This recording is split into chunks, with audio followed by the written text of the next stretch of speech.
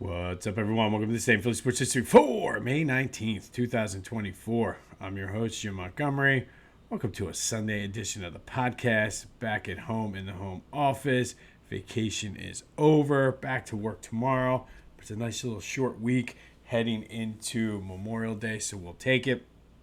As always, let's start with a recap of yesterday's question of the day. We're actually going to start with a recap of the day before's question of the day since I recorded early and did not have the final results.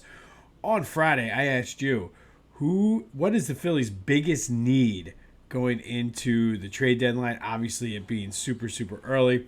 47% of you said relief pitcher. 27% said starting outfield. 13 said bench or some combination of a bench bat and or quite a few people say a backup catcher, and I don't necessarily disagree. While he is good, Stubbs is good with the pitching staff, I do feel that's an area for upgrade. Is it 100% priority? Maybe no. However, it would be nice to have somebody that could go in there for a day or two when JT is not in the lineup and not be a liability when it comes to the offensive end.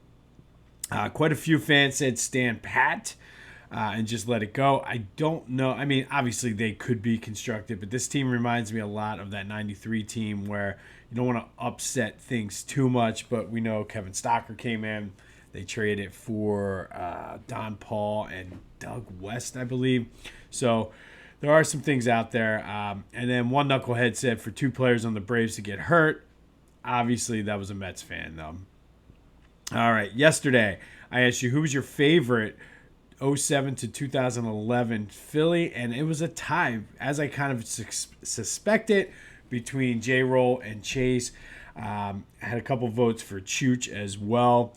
So there you have it. We love Chase and we love J-Roll, and those probably were the two most popular. I don't know. Like, Jimmy was probably the better player. I mean, it's hard to say which one of them was more important. You couldn't win without either one of them. You couldn't have won without Chooch, and certainly couldn't have won without Ryan Howard. So, as always, thank you for participating in the question of the day. There will be another one later in the show. Couple quick housekeeping notes. Yesterday, when we did the family affair on Vince DiMaggio, I completely forgot that there was a younger brother, or just completely missed it, I should say. There's a younger brother, Dom, who is a 7-time All-Star.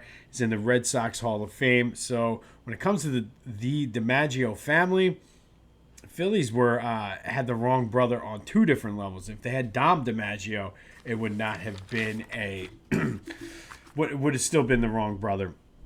Apologize for completely missing that and overlooking that. The whole time I was down there, it was tough to do normal prep between everybody running around and then trying to just enjoy vacation. So I do apologize for that. But man, I'm looking forward to not eating for 2 weeks straight. I feel like that's all we did, and it was good. Another quick housekeeping thing that we talked about couple weeks ago when we did the family affair on Tim Worrell. I mentioned that his brother Todd was the Rolaids Relief Man of the Year, and I asked if Rolaids were still around. Ironically enough, watching the Phillies game last night, I saw a commercial for Rolaids. So there you have it. Rolaids are still around. Be sure to hit me up on social media, TikTok and Twitter, Jimbo_Mont. On Instagram, at Philly Jimbo. Subscribe to the YouTube channel, Jimbo_Mont. Subscribe, tell your friends, spread the word. Let's grow this thing. We're starting to get there, and even while I was on vacation, the numbers and the analytics were very consistent. So, like, wherever you're watching or listening to this, give the YouTube video a like, give the podcast a like. All of that helps us get into the circulation and helps the algorithm out. If you want information on the Philadelphia Sports Hall of Fame, the link is in the description. Still tickets available for the ceremony in November. And if you have a business and want to donate something for the silent auction, I told you if you're in the East Falls, Manioc, Roxborough area, I'm looking for a kind of that area of the city package. If you want to be a sponsor, that's still available too. So hit me up and let me know what you think about that. All right, some Phillies news. And we missed this the other night, but Friday night, Zach Wheeler was just outstanding. We were not able to watch the game, believe it or not. I have the MLB network or the MLB TV package, and usually it's the Phillies games I can't watch up here because they're blacked out. Down there, because we were in, I guess, the catchment area for the Nationals and the Orioles, the game was blacked out. So and of course we couldn't even listen to it for the Phillies broadcast. We had to listen to the Nationals broadcast. But it did seem like it was a solid effort from what we were able to see, highlights and everything. One of those good solid wins. You got your ace on the mound, and he shut them down. But we were able to watch the rest of the games until the National Series started. So I was keeping up to date with what was going on and whatnot. Now, yesterday, and going into it, Matt Strom had a 17 2/3 inning scoreless streak where he's not giving up an earned run. He extended that to 18.2. He hasn't given up an earned run since March 29th, and that's the longest by a Phillies reliever since 2017. He's been lights out, I guess, ever since signing that contract extension, which is good. So kudos to him. Let's hopefully that just keeps rolling every time he comes in now. It does seem that Trey Turner could be close to returning. I read an article yesterday that he is in the ramp-up, quote-unquote, period. And, excuse me, we heard that a lot with Joe, that he was ramping up. It wasn't too long after the ramp-up period that Joe came back. So hopefully we're seeing Trey Turner at shortstop very, very soon. Quick little nugget, and this continued last night. Going into the game, the Phillies had been coming into the game. The Phillies were the favorites for the 38th time. Or coming into the game, they were 37 times they had been the favorite, and they had won 26 of them, which is a 70% clip, which is pretty darn good. And they won again last night. So if you've been betting the Phillies, you've been profitable, which take advantage of it. I know I have. Sometimes the money line is a little too juicy, so I've been taking a lot of run lines. And then I've found a bet that I like a lot, and I will share it with you. I take an alternate run line, and I'll take the Phillies -1. So I took it last night. It was still a little bit juicier than taking the run line, but by taking the -1, you're giving yourself the push potential. So, like, if the Phillies win only by 1, it's a push, and that's what happened last night. You get your money back. So sometimes, like I said, I like to share, especially during Eagles season, my picks, but just give you a glimpse in what I'm doing. Take it if you want it, but that whole the alternate run line -1. That way, if they don't win by more than 2 runs or by more than a run, you're still breaking it even. And when it comes to betting, a lot of times it's all about risk management and not losing money. But last night was the salute to service night, and I thought it was pretty cool that Paul Trombatis, throughout the first pitch, he was a World War II veteran. He just turned 100. And again, no matter what your political stance is, I feel all of us should support the military, because right or wrong, whether you agree with wars, whether you don't, those guys are the ones that are responsible for keeping us safe. And we'll have more on that as we get into Memorial Day. But it's cool to see stuff like that. And I like the salute to service hats they wore. My wife, not so much. But again, it was a cool moment, and I think it doesn't matter your politics. I think everyone should support our armed forces and just thank them, especially going into Memorial Day week. But it was pretty cool to see a 100-year-old World War II veteran throughout the first pitch. And then the Phils came back in dramatic fashion once again, and this team is finding different ways to win. This is a game last night that I would have seen them lose in the past, and they for somehow, some way, they're just finding ways to win, whether it's Cody Clemens hitting the home run and then Bryce coming up clutch and hitting the sac fly, or blowouts. They're winning pitchers duels, and that's a sign of a good team, because in the past, especially the World Series year and last year, when the bats went cold and they couldn't hit home runs, that's when they tended to lose. So the fact that they're able to do all of those things and not necessarily miss a beat and find ways to win, it's hard to say when you have the best record in the league that it's a scrappy effort. But I do think it's like a scrappy team. Like, you have a bunch of high price players, obviously, but they are they're scrappy. They just find ways to win, and that is, I think that's going to bode and serve them well once they get into the stretch run in the postseason. Because right now they have a 4-game lead on the Braves. The Braves aren't going to stay behind. They're going to come up and push a fight or give you a fight. So let's just take it and enjoy it while we can, and let them get this experience now, because now they're able. If you remember last year, they sort of knew that they were going to be locked into that top wild card, so they were able to experiment down the stretch. They knew they weren't catching the Braves, but they were able to do some things. And let's learn and do all that stuff now, so you can get yourself set up and play like in a good position going into the dog days of summer. So good win. Christopher Sanchez was solid again. They're back at it this afternoon, looking for the sweep. And even though they lost 3 out of 4 won 3 or 4 to the Mets and didn't get the sweep, the fact that they're winning series, I think, is all that you need to be concerned with right now. Philly Goat, go check them out. They have the Fanatic Feast Mode shirt that, because of all the other great shirts, we kind of lost track in that. Go check out the Feast Mode shirt. It's also still not too late to get your London Series gear now. They have you covered. Be sure to use that promo code Jim Montgomery for 10% off your order. And scroll through their site, because they're always coming out with new shirts, but some of the older ones are just as good. So go check out phillygoat.com. Use the promo code Jim Montgomery for 10% off your order. That's phillygoat.com. Promo code at checkout, Jim Montgomery, all one word, for 10% off of your order. All right, Union news. The Union finally got a win, a much-needed win, 3-0 over New England. So they are looking good, and hopefully this is a start of big things to come. And they can give us some soccer, something else besides the Phillies, because the Phillies are not going to be on every day. They do take days off, so the Union hopefully will give us something else to root for. All right, some Eagles news. And the Autism Challenge was yesterday. They raised $8.1 million for autism research and care programs.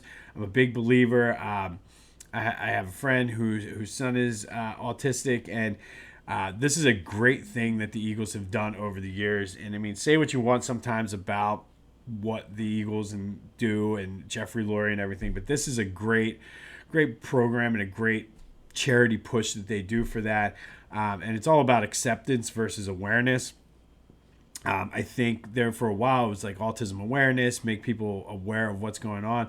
And now I think we're well past that, and it's just about accepting. And the Eagles go a long way in helping to do that and help these people feel, the folks that have autism feel like they have the quiet spots at the stadium. And it's all about just accepting it. And we're all different in different ways, and doesn't mean anyone's better than the other. So the fact that they do that, I'm a big fan of just the whole charity and the whole the challenge they do with the bike ride, and I think there's a walk and everything. So kudos to the Eagles for that. And I think it was a record. They said $8.1 million they were able to raise. So shout out to the Eagles for that. A couple more quick final nuggets that I was able to read about the schedule. They're not on a plane the entire last 6 weeks of the season. So while they're traveling a lot at the beginning of the season, when it gets cold and it starts to become crunch time, they're staying at home, which is good. 4 of their last 5 games are at home, and that's the first time in like 73 years that has happened. And the no Eagles Cowboy, it's the first time in 20 years that they're not playing on prime time. Last time that happened was 2003. And this will be the first, one of their games will be on CBS, and it's the first time since 1993, back when Pat Summerall and John Madden were still doing games on CBS. So travel-wise, it's a tough beginning of the schedule, but they when they're going to need it down the stretch, they're not going to be traveling too far at all. All right, a couple quick Sixers notes.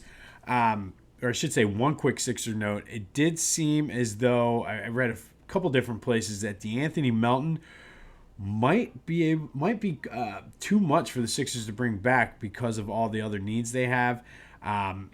Would like to see him back when he's healthy, and that's a big if. And he's not healthy a lot.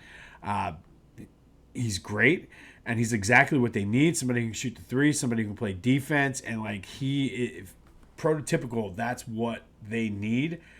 It's just he can't stay healthy, and for the amount of money he's going to have, probably be able to get on the open market. Not looking like they're going to be able to bring him back, and I don't know if the money would make sense. I would love to have him back because he is what they need. It's just a matter of whether or not he is going to be able to do it.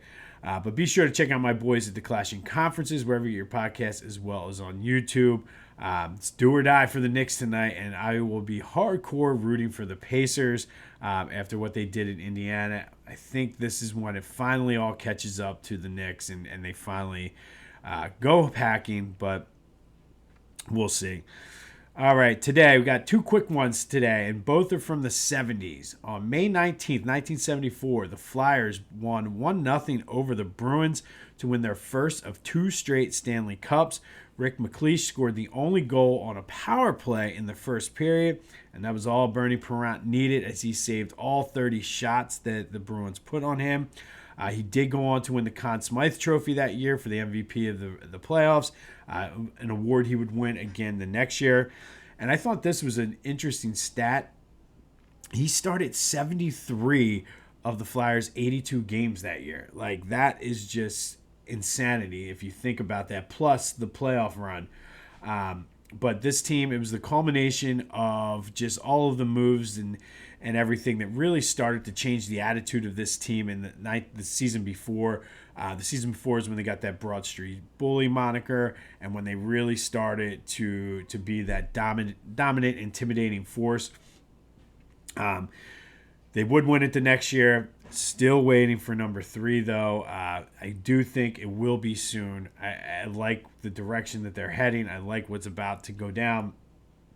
So get on the Flyers on the ground floor now, so that way when they do win it, we can all just go and walk into the parade together or whatever you want to do. But this is the time, I believe, to get in on the Flyers. And then on this day in 1979, the Phillies lost 10-5 to the Expos in the game where they wore those infamous Saturday night special uniforms, the all burgundy. Everyone hated them. Players, fans, the players especially hated them. They didn't fit right. The Phillies did have a 4-0 lead in that game, ended up losing 10-5. They did bring them back in 2019. The Phillies lost 15-7 to the Braves that night, so I doubt that we'll ever see the Saturday night special jerseys again. But for my money, I believe that they are much better than the City Connect they have now, except for the hats. The hats are nice. I do like the hats. But if you want your Philly Connect, go to Philly Goat because they got you covered. However, that does lead to today's question of the day. And it's Phillies related, not necessarily uniform related. But I did see on WIP, I forget which show it was, but they were talking about this Phillies team being more likable than the 07 to 011 Phillies. And I find that hard to do because of how much love everybody had for Chase, for Ryan, for J-Roll, Chooch, Cole, all of it. I mean, there's still so many kids that are named Cole and Chase because of that team. It got me thinking, is this the most likable team? Is it the 07 team? Or there's been some other likable teams? So today's question of the day, which Phillies team is the most likable? Is it the 76 through 83 team with Mike Schmidt, Pete Rose, Bob Boone, Boa, and those guys?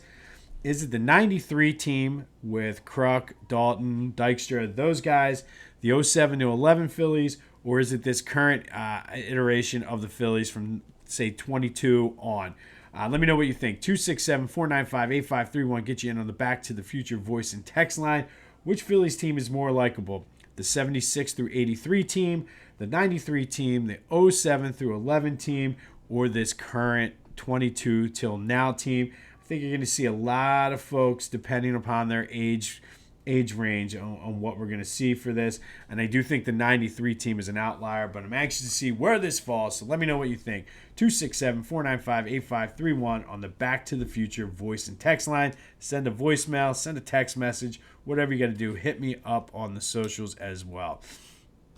Finally today, it's a family affair, and today's spotlight is Seth Curry, guard who was traded to the Sixers for Josh Richardson and the draft rights to Tyler Bay before the 2021 season. He played some of the next season too before getting traded away. In his time in Philly, 13.6 points a game, 42.6 from free throw or 3-point percentage, which was a big part of his game. He was a vital part of that 2021 Sixers team that went on to lose to the Hawks in Game 7, that won the division, had the number 1 seed. In fact, he had 36 points in that Game 5 where they blew the 26-point lead. And that was just the whole end of the Ben Simmons era was just a complete and total bust. Ironically enough, Seth was traded along with Ben Simmons, Andre Drummond, and 2 first-rounders for James Harden and Paul Millsap. We kind of know how that worked out for the Sixers as well. He is, though, however, the younger brother of Stephen Curry. And we all know about Steph, 4-time champion, 10-time All-Star, 2-time scoring champ, one of the best shooters of all time, and just one of the best players of all time. What a lot of people sometimes forget is their dad, Del Curry, was a great shooter in his 16 years in the league. I remember specifically playing as the Hornets on Tecmo NBA basketball, and just Del Curry would shoot from right inside the half-court line and drain it every time, and there's a blast from the past. Forget 2K and all that other stuff. We used to play Tecmo NBA basketball. Look it up. But again, this is a case where you could say we had the wrong brother, but I think for what Seth Curry contributed, I gladly would take Seth back now. I didn't necessarily, he was one of the guys I didn't necessarily want to get rid of. Definitely is somebody who could be used on this team now. So I won't say we had the wrong brother, but I mean, it's hard to compare Seth to Steph, but hey, it is what it is. But today's family affair is Seth Curry, guard for the Sixers, who played here for about a year and a half, was part of the trade that brought James Harden in. And we all, like I said, know how that worked out. But what are you going to do? All right, on this day in 1979, the Phillies wore the Saturday night special jerseys, lost 10-5 to the Expos. Players hated them. Fans hated them. Wore them again in 2019. They got blown out then. I doubt we will ever see those jerseys again. And in 1974, the Flyers won their first ever Stanley Cup, beating the Bruins 1-0 behind Rick McLeish's power play goal in the first period and outstanding goaltending by Bernie Parent. Kudos to the Eagles for raising $8.1 million for the Autism Challenge. Like I said, it's just a great move and a great organization when they do, like, that whole autism challenge that they do is outstanding. Phil's looking for the sweep today. Let's do it. It's the Nationals, and then they got the defending champs coming in next week, so hopefully they don't get caught looking ahead, but I don't think this team really does that. But hopefully we'll be talking about a sweep tomorrow. Be sure to hit me up on the socials, 267-495-8531 on the Back to the Future voice and text line. Send a text, send a voicemail. Let's get this thing growing, and let me know who is the most likable Phillies team of all time. Is it the 76 through 83, the 93 team, the 07 to 11, or the 22 through present? Some people out there, if you're old enough to remember, you might say the 64 Phillies. I know they were very popular. So write them in if you want me to, if you need to. Let me know. We'll go over all that tomorrow. It's good to be back. Sucks vacation's over.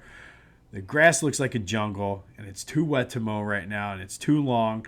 So I don't know what we're going to do, but there will be some grass mowing at some point in my future.